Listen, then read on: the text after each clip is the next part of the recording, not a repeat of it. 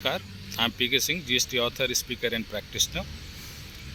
तो एक Madras high courts का बहुत ही अच्छा जजमेंट्स आया हुआ है in case of Shri Shanmuga hardware electricals versus STO. और उसमें एसएससी ने जो है by mistake GSTR 3B nil file कर दिया था और आईटीसी क्लेम नहीं किया था।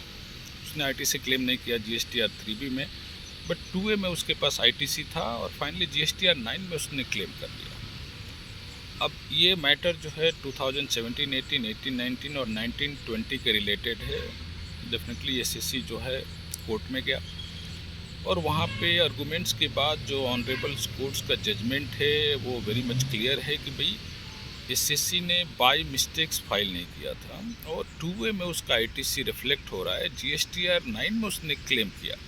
आप केवल जीएसटीआर 3B को एक बेसिस बना के उसके आईटीसी को डिनाई नहीं कर सकते। और कोर्ट ने जो है असेसिंग ऑफिसर को जो है ये ऑर्डर इशू किया कि आप जो है जितने आईटीसी रिलेटेड टैक्स इनवॉइसेज हैं और बाकी हैं आप उसको वेरीफाई करें और आप एसएससी को इनपुट टैक्स क्रेडिट का बेनिफिट पास करें।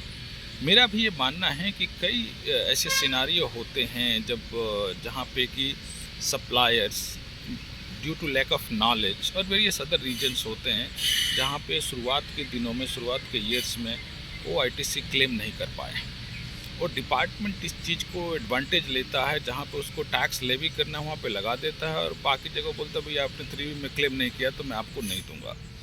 ऐसा नहीं होना चाहिए। डिपार्टमेंट को सप्लायर्स का भी सोचना चाहिए। अगर सप्लायर ने मिस्टेक किया है तो जब आप उसको पेनलाइज कर रहे हैं, वैसे ही सप्लायर के कुछ एडवांटेजेज हैं उसको आपको पास करना चाहिए। और पर्टिकुलरली आईटीसी जो है जीएसटी इम्प्लीमेंटेशन के टाइम पे एक तरह से बैकबोन है और सीमलेस फ्लो ऑफ क्रेडिट्स की बात शुरू से हम कर रहे हैं। ठीक वाला बात है कि गवर्नमेंट ऑफिशियल्स हमेशा ये कोशिश में है और गवर्नमेंट से ये कोशिश में है कि भाई आईटीसी को दिया ही ना जाए। और मैं समझता हूँ इस तरीके से तो इनको एक सबको कंपोजिशन सप्लायर की तरह से एक रेट्स लगा देने और बोलने भैया यही रेट्स में आप भरो, हम आपको आईटीसी देंगे ना। ये सिस्टम ही बंद कर देना चाहिए क्योंकि आईटीसी में बहुत ही प्रॉब्लम्स हैं और जो ऑफिसर्स जो है उनका टारगेट वही रहता है कि आईटीसी को किस तरीके से इनको मैं रिजेक्ट कर दूं, डिनाई कर दूं।